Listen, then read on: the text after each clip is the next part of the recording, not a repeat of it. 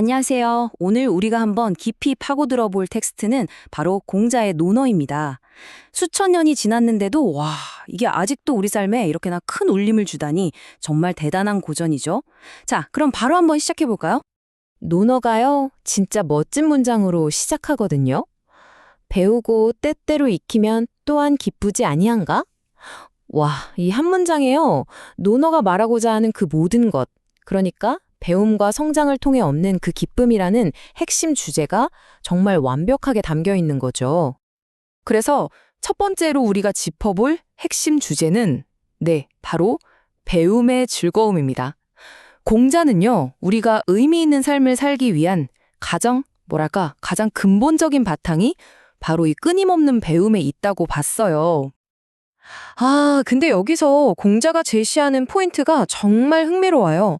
그냥 배우기만 하는 게 아니라 배움과 생각이 꼭 같이 가야 한다는 거예요.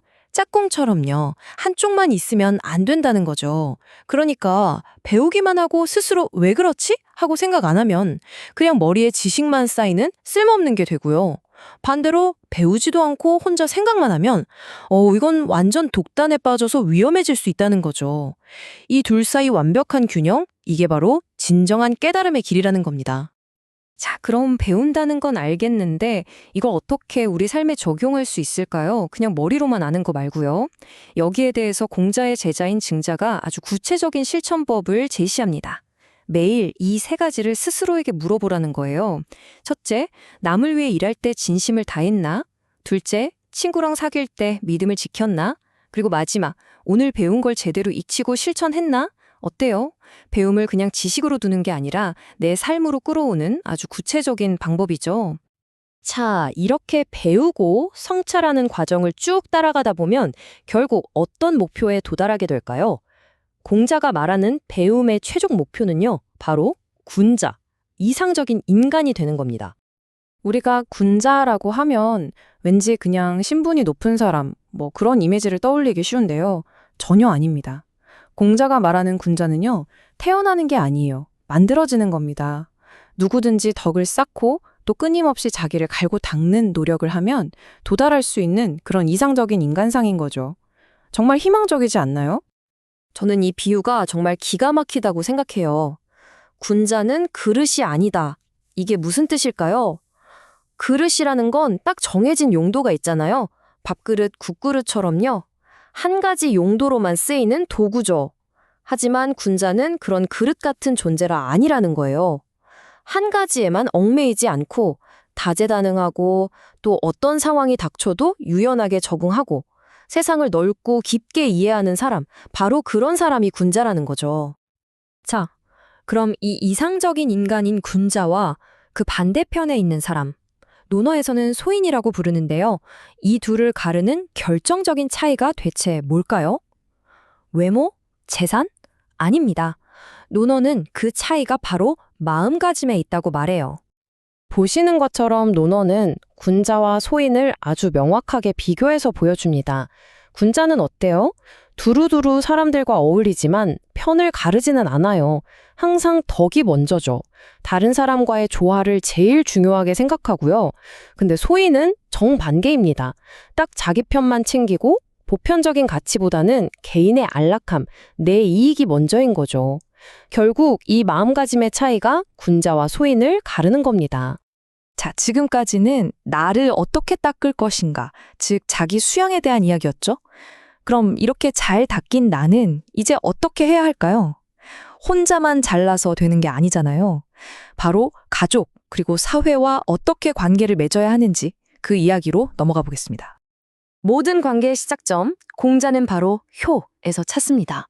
근데 우리가 효하면 또 뭔가 무조건적인 복종? 이런 걸 생각하기 쉬운데 핵심은 그게 아니에요. 맹목적인 순종이 아니라 부모님을 진심으로 공경하고 정성껏 돌보는 그 마음. 이게 바로 모든 인간관계의 뿌리이자 더 나아가서 안정된 사회의 근본이 된다고 본 거죠. 제가 논어를 보면서 정말 와, 대단하다 싶었던 부분이 바로 이 대목이에요. 공자가 제자들한테 효가 뭡니까? 라는 똑같은 질문을 받는데 대답이 다 달라요. 일종의 맞춤형 솔루션인 거죠.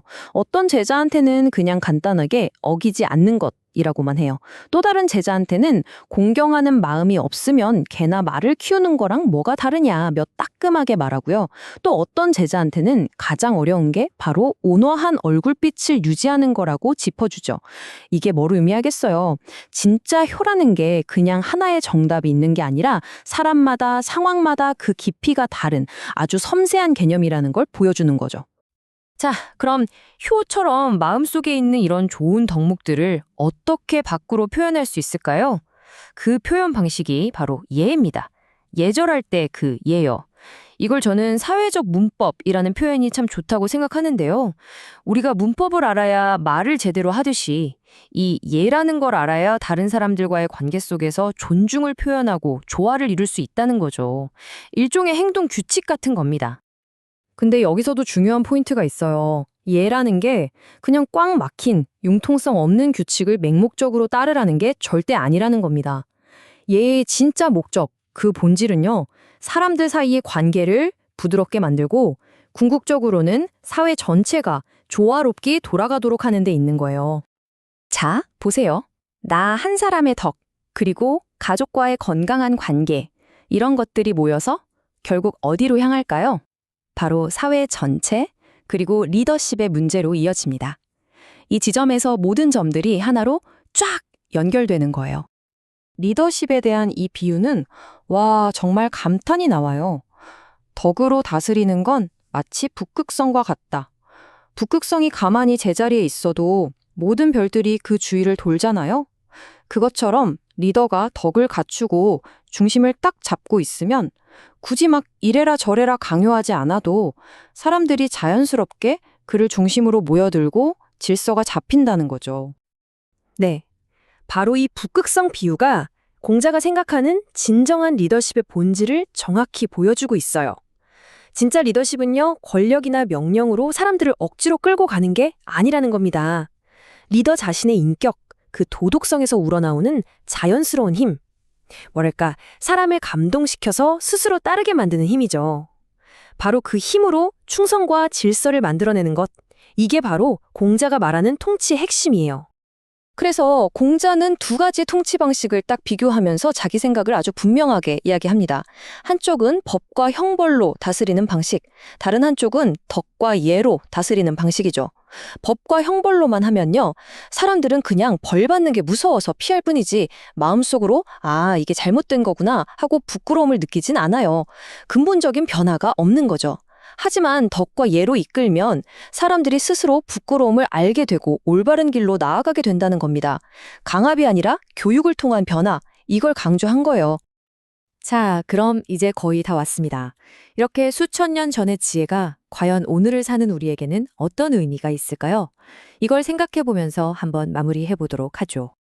오늘 우리가 함께 살펴본 논어의 가르침, 그 흐름이 보이시나요? 모든 게 나 자신을 돌아보는 것에서부터 시작해요. 그리고 그게 가족 관계로 더 나아가서는 사회 전체로 이렇게 안에서부터 밖으로 쭉 뻗어나가는 구조를 가지고 있죠. 결국 가장 작은 단위인 나, 한 사람의 변화가 모든 것의 시작이라는 아주 중요한 메시지를 던져주고 있습니다. 그렇다면 이 모든 지혜를 관통하는 우리가 오늘 딱 하나만 가슴에 새기고 가야 한다면 그 가장 중요한 교훈은 과연 무엇일까요? 저는 바로 이 문장이라고 생각합니다. 남이 나를 알아주지 않을까 걱정하지 말고 내가 남을 제대로 알지 못할까를 걱정하라.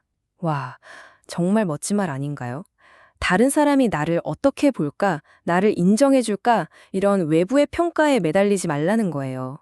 대신에 내가 다른 사람을 얼마나 이해하려고 노력하고 있는가, 이 내면의 성찰을 더 중요하게 생각하라는 거죠. 이 가르침이야말로 정말 시대를 초월해서 오늘날 우리 모두에게 너는 어떠냐고 묻는 논어의 가장 강력하고 현대적인 메시지가 아닐까 싶습니다.